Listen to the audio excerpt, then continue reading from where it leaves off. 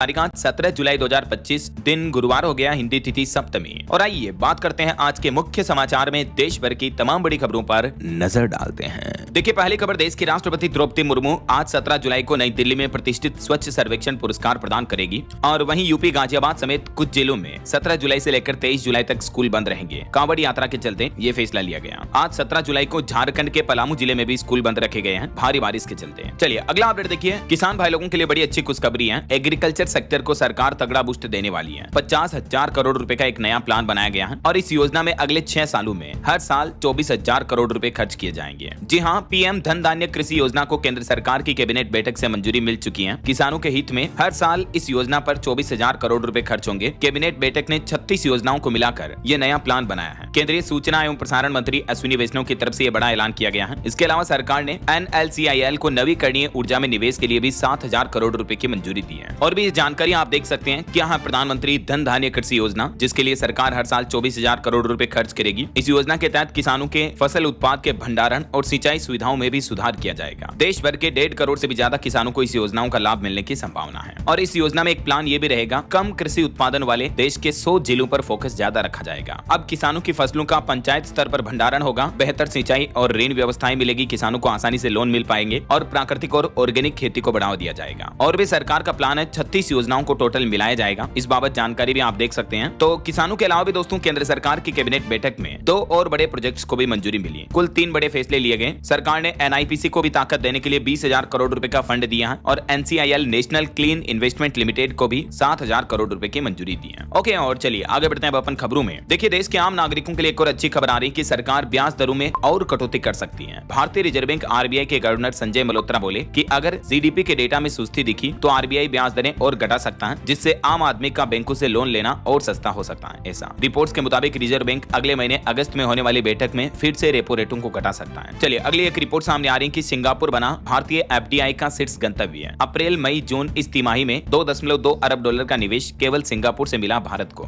RBI द्वारा ये आंकड़े जारी किए गए। वहीं एक और रिपोर्ट सामने आ रही है कि कॉर्पोरेट्स की पहली पसंद बना नवी मुंबई। ऑफिस स्पेस की मांग बीते साल 2024 में 40% तक बढ़ी है। और नौकरियों पर भी एक अच्छी खबर देखिए। अब आने वाले फेस्टिवल सीजन में देश में नौकरियों की बहार आएगी। 2.16 लाख लोगों को रोजगार मिलने की संभावना है, जॉब मिल सकती है। जो आगामी त्योहारी मौसम आ रहे हैं, इस सीजन के दौरान कई कंपनियां नई हायरिंग करेगी, जिससे जॉब और नई नौकरियां, अस्थायी नौकरियां पैदा होने की भी उम्मीद है। और बेरोजगारी पर भी एक रिपोर्ट सामने आ रही है कि शहरी बेरोजगारी दर बढ़कर 18.8% पहुंच चुकी है। कृषि के क्षेत्र में महिलाओं का हिस्सा भी घटा है। सर्वे में कुछ और चौंकाने वाले आंकड़े सामने आए, जबकि ग्रामीण बेरोजगारी दर भी 13.7% से बढ़कर 13.8% पहुंच चुकी है। चलिए बैंकिंग न्यूज से अच्छी खबर आ रही। इंडियन ओवरसीज बैंक ने भी करोड़ों ग्राहकों को राहत दी और होम लोन की ब्याज दरें घटा दी हैं। IOB की तरफ से अपनी लोन की MCLR रेट में 10 बेसिस पॉइंट की कटौती की गई, यानी 0.10% की है, जिससे ग्राहकों को इस बैंक से लोन लेना और भी सस्ता पड़ेगा ना। चलिए अगली खबर देखिए। नसरीन नाम की लड़की का बड़ा खुलासा। छांगूर बाबा की कोठी पर होता था ब्रेन वॉश। गल्फ कंट्री से आते थे मौलाना और विदेश भागने की तैयारी थी छांगूर बाबा की। हाल ही में उत्तर प्रदेश ATS ने जो धर्मांतरण के मुख्य आरोपी छांगूर बाबा को पकड़ा, तो उसके बाद ये कई नई जानकारियां सामने आ रही है। नसरीन जो कि छांगूर बाबा के साथ ही रहती थी, लेकिन अभी उसका कहना है कि दोनों के बीच कुछ अच्छा नहीं चल रहा था। चलिए अगला अपडेट देखिए। देश के छोटे शहरों के उद्यमियों पर अब केंद्र सरकार खास ध्यान देने वाली है। 1.75 लाख स्टार्टअप्स को DPIIT से मान्यता मिली है। केंद्रीय वाणिज्य और उद्योग मंत्री पीयूष गोयल की तरफ से इस बारे में जानकारी दी गई, देख सकते हैं आप डिटेल भी। चलिए खबर आ रही कि भारत और अमेरिका के बीच जल्दी हो सकता है व्यापार समझौता। अमेरिकी राष्ट्रपति डोनाल्ड ट्रंप सरकार की तरफ से एक बार फिर से संकेत दिए गए। वहीं भारत पर टेरिफ को लेकर भी एक बड़ी खबर आ रही है। नाटो ने दी भारत पर 100% टेरिफ लगाने की धमकी है। नाटो का कहना है कि हमारे देश के प्रधानमंत्री नरेंद्र मोदी रूस देश को जंग रोकने के लिए कहें, वरना नतीजा भुगतना पड़ेगा। नाटो चीफ ने भारत को खुलेआम चेतावनी देते हुए ये भी कहा कि रूसी तेल खरीदा तो भी भारत को भारी कीमत चुकानी पड़ेगी। अभी पुतिन को फोन करो और कहो कि यूक्रेन के साथ जंग रोकें, ऐसा, वरना नाटो ने भारत पर 100% टेरिफ लगाने की धमकी दी। कहा कि इंडियन PM हो या चीनी राष्ट्रपति, रूस को जंग रोकने के लिए कहें दुनिया भर की सरकारें, वरना नतीजा भुगतना होगा। नाटो भी अब अमेरिकी राष्ट्रपति डोनाल्ड ट्रंप की तरह व्यवहार कर रहा भारत के साथ। ये देख सकते हैं आप नाटो चीफ मार्क रूट का क्या कहना है कि इन देशों को पुतिन के साथ सीधे बात करनी चाहिए। चलिए अगली खबर देखिए दोस्तों। हार्ट अटैक पर एक बड़ी चौंकाने वाली खबर सामने आई। राजस्थान का ये मामला है। टिफिन खोलते ही जमीन पर गिर पड़ी 9 साल की बच्ची की हार्ट अटैक से मौत हो गई। राजस्थान के सीकर जिले में यह हृदय विदारक घटना सामने आई है। देखिए आजकल के समय में युवाओं को तो हार्ट अटैक आ ही रहे हैं, लेकिन अब तो छोटे बच्चों मासूम बच्चों में भी हार्ट अटैक के मामले काफी ज्यादा बढ़ने लगे हैं। ये राजस्थान सीकर में 4th क्लास में पढ़ने वाली 9 वर्षीय बच्ची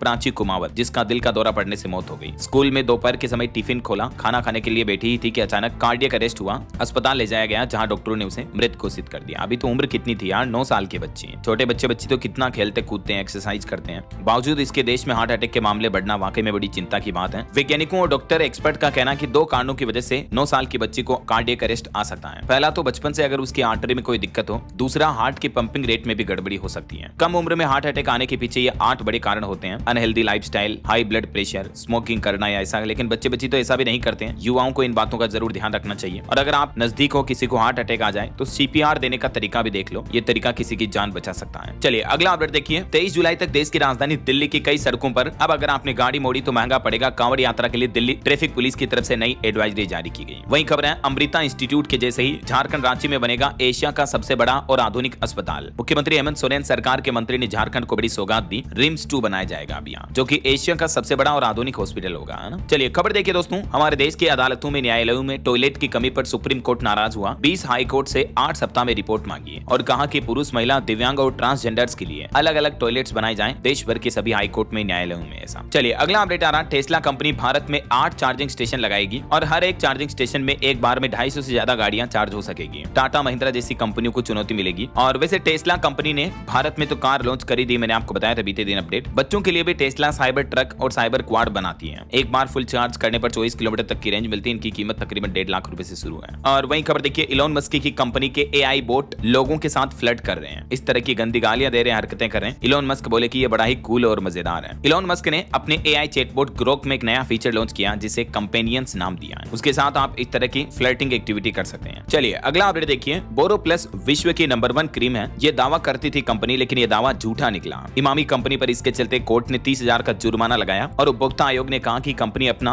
विज्ञापन सुधार कर जारी करे ऐसा। और वहीं खबर आ रही दोस्तों की जम्मू कश्मीर पहलगाम हमले के बाद आतंकियों ने जश्न मनाया। मौके पर कई राउंड हवा में फायरिंग की। टेररिस्ट के मददगार 2 और स्थानीय लोग गिरफ्तार हुए, जिन्होंने उनके घर में उनको खाना खिलाया था। पहलगाम हमले के बाद अब ये जांच रिपोर्ट में खुलासा सामने आ रहा, NIA की जांच में। और वहीं दोस्तों CDS जनरल अनिल चौहान ने कहा कि कल के हथियारों से आज की जंग हम नहीं जीत सके हैं। देश के चीफ ऑफ डिफेंस स्टाफ बोले कि विदेशी टेक्नोलॉजी पर निर्भरता हमें कमजोर बना रही है। अब हमें स्वदेशी एडवांस डिफेंस टेक्नोलॉजी बनाना जरूरी हो गया है। और CDS ने भारत पाकिस्तान के बीच हाल ही में हुए हमले पर भी जानकारी देते हुए कहा कि पाकिस्तानी ड्रोन और गोला बारूद से भारत को जरा सा भी नुकसान नहीं हुआ। ऑपरेशन सिंदूर पर बोले CDS जनरल अनिल चौहान। चलिए पॉलिटिक्स से खबर देखिए। राहुल गांधी ने असम सरकार पर आरोप लगाते हुए कहा कि असम के मुख्यमंत्री सबसे भ्रष्ट हैं। उनकी आंखों में डर है, जेल जाने से मोदी और शाह भी नहीं बचा पाएंगे। चुनाव आयोग सिर्फ भाजपा की सुन रहा है। लोकसभा में विपक्ष के नेता राहुल गांधी अभी असम के दौरे पर हैं और बीते दिन उन्होंने यहां कामरूप जिले में रैली आयोजित की और इस दरमियान हिमंत बिश्व शर्मा पर यह आरोप भी लगाए। वहीं राहुल गांधी ने केंद्र सरकार से भी एक बार फिर से ये मांग की, कहा कि जम्मू कश्मीर को राज्य का दर्जा मिले। PM मोदी को एक लेटर लिखा और कहा कि मानसून सत्र में ये बिल लाया जाए। चलिए अगले